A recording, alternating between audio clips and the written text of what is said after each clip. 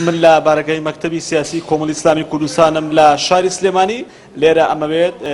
هەڵوێستی فەرمی کۆمەڵی ئیسلامی کوردستان وەربگرم لەسەر ئەو ڕووداوەی کە ئەمڕۆ ڕوویداوە کە ڕێگری لە سەرۆکی پەرلەمانی کوردستان کراوە دکتۆر یوسف محەممەد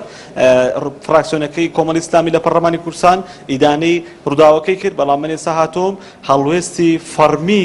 ڕێبوار حەمەد کە وتەبێژی کۆمەڵی ئیسلامی کوردستانە کە ئەو تەمسیلی کۆمەڵی ئیسلامی کوردستانەکە وەری بکرم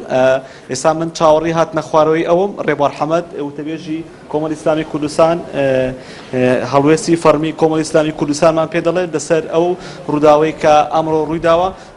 دیاری ئەمانەی هەڵوێستی زۆربەی حەزبولانەکانی تریش وەربگرین کاگری بە بەخێر بێ سپاس ئەمانوێت هەڵوێستی فەرمی کۆمەڵی ئیسلامیمان پێ بڵێ لەسەر ئەو ڕێگری کە لە سەرۆکی پەرلەمان بەناوی خی گەورە و میهرەبان تەبەن ئێمە کۆمەڵی ئیسلامی پێمان وایە وەکو پێشتری شوتومانەوێت دامەزراوە نیشتیمانی و شەرعیەکانی هەرێمی کوردستان ڕێز لە مەرجەعیەتیان بگیرێەوە بێ سەروەری ئەو دامەزراوانە پارێزراو بێت وەک کۆمەڵی ئیسلامی شەمە بەیانی لە هەولێر کۆبوونەوەی ئەنجومەنی سیاسیەکەین و هاوکات ڕەنگە لەگەڵ هەر یەک لا یەکگرتووی ئیسلامی و یەکێتی نیشتیمانی کوردستانیش کۆبوونەوە کەین و گفتوگۆکەین لەسەر ئەوەی کە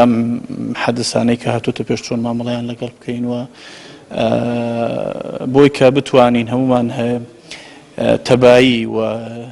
هێمنی هەرێمی کوردستان بپارێزین و بگەڕینەوە بۆ گفتوگۆکان و بتوانین ئەم قۆناغە تەجاوزکەین. قسەی تۆ قسەی ئەو حیزبێ کۆمەڵی ئیسلامی چیە لەسەر ڕووداوەکە ئیدانەتان کردو هیچ بەیانێکتان دەکردووە؟ ئێمە خۆبەڕوونی دیارە منەڵێمە بێ دامەزراوە سیاسی و یاسایی و شەرعیەکانی هەرێمی کوردستان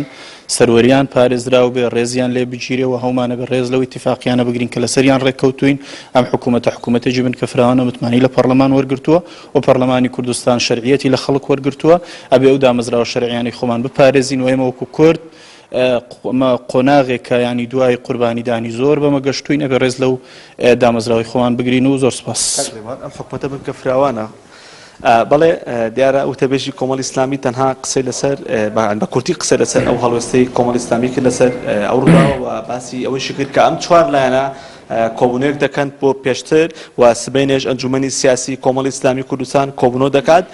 بەڵێ دیارەوە هەڵوێستی فەرمی کۆمەڵی ئیسلامی کوردستان و کە لە زاری وتەبێژەکەیەوە گواستمانەوە من هەوڵەدەم لە کاژێرەکانی داهاتوودا هەڵوێستی زۆربەی حەزبەکانی تر بگواستنەوە. بەڵێ دەستخۆشە من مەحموود پارنێری نارتی